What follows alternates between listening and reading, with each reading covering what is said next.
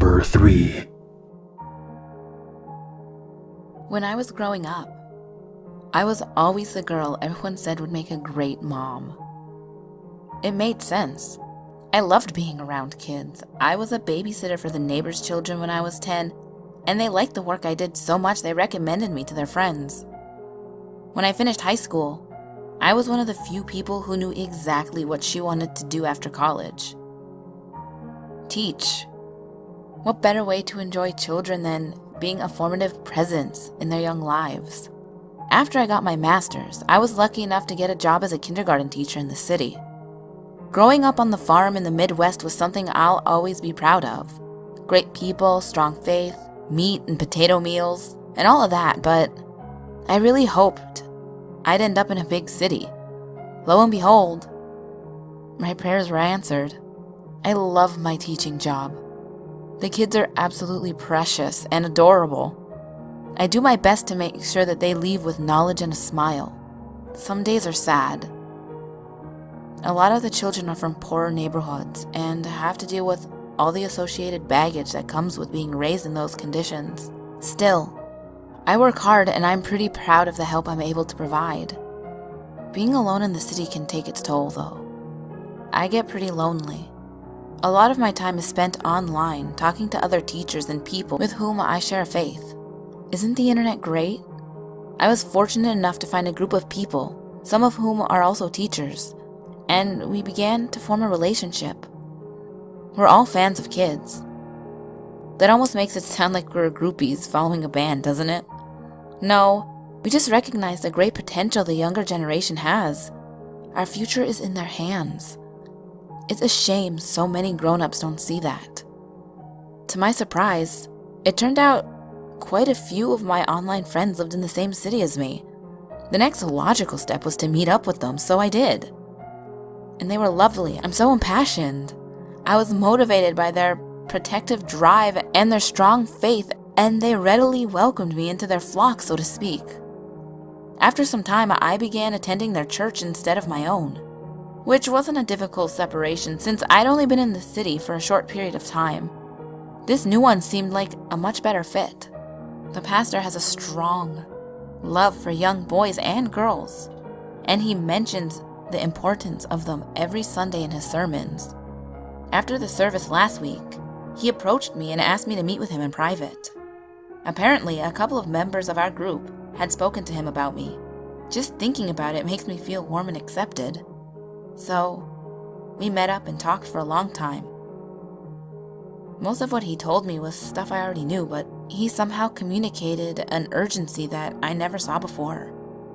Now I do. Anyway, this morning I had to call in sick because I have something really important to do.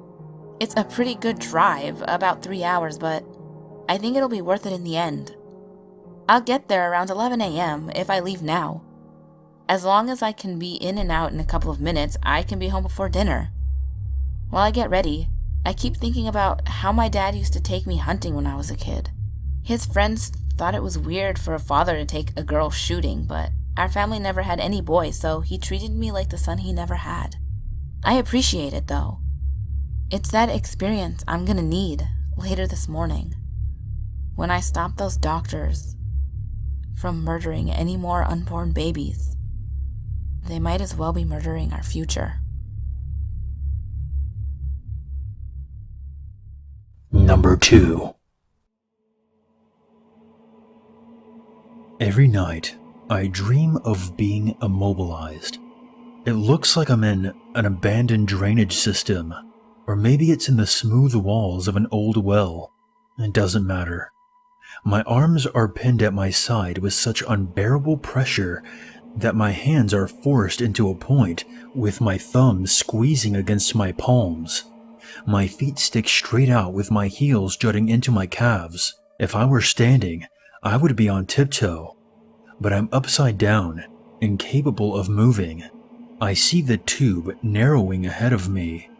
Whenever I try to wiggle, I slip downward and my shoulders get locked more securely against the unforgiving walls.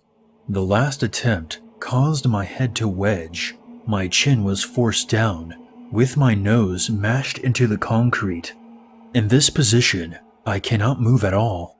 I am completely paralyzed. The tube is filled with floating black dust. Every breath I take causes it to catch in my throat. My tongue eventually gets covered, and I can feel it against my gums and the back of my teeth as I try to gather enough saliva to spit it out, but it's all dried up. The stifling temperature causes everything to stick to my exposed skin. My breathing comes in high-pitched wheezes from the pressure on my chest, and I'm inhaling the suffocating dust directly into my lungs. Every muscle in my body is working to flail and escape, but nothing happens no matter how hard I exert myself. I can't even get enough air to cough, let alone scream. This is when I wake up. The weight on my chest is no less relenting than the feeling of entombment, and I scramble for my inhaler before I pass out. This happens every night, and I can't afford a better medication, and I also can't afford to move out of my dusty, mold-caked apartment. All I can do is try to keep myself awake. I never knew that scissors could cut through eyelids so well. Number 1. They told me when I was pretty young that I'd never be able to have a baby. And that was that. No therapy, no consolation, no nothing. I was given the knowledge and left to my own devices to deal with it.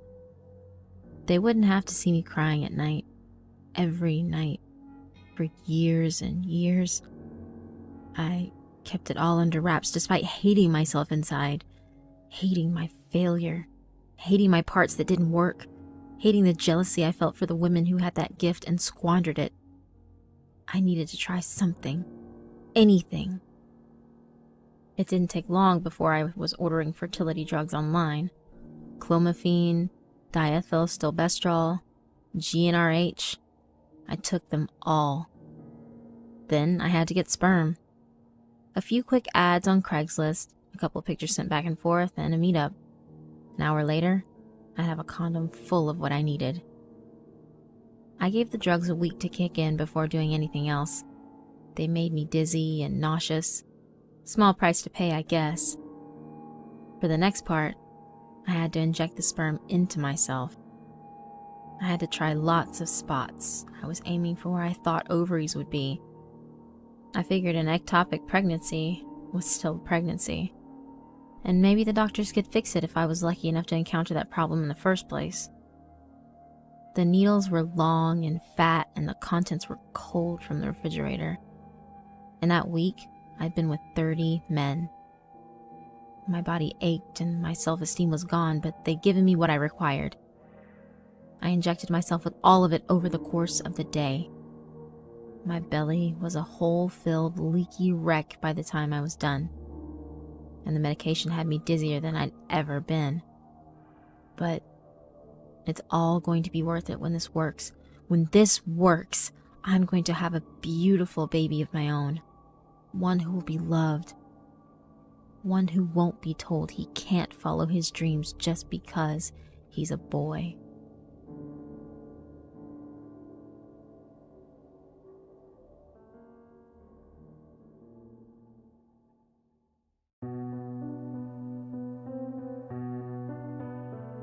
Hey guys, Unit 522 here, and I want to thank you very much for watching my video. I would appreciate it very much if you would share, like, and comment. And if you're new to this channel, become one with the Unity by hitting the subscribe button. If you have a scary story or experience that you want featured on this channel, you can always send it to my email or post it on the Free Horror Stories subreddit. The links for those can be found in the description below. If you would like to help out this channel even more, consider a PayPal donation. And for more updates, be sure to follow me on Twitter. There's nothing wrong with a little darkness in your life, as long as you never forget, there's always a reason to be afraid.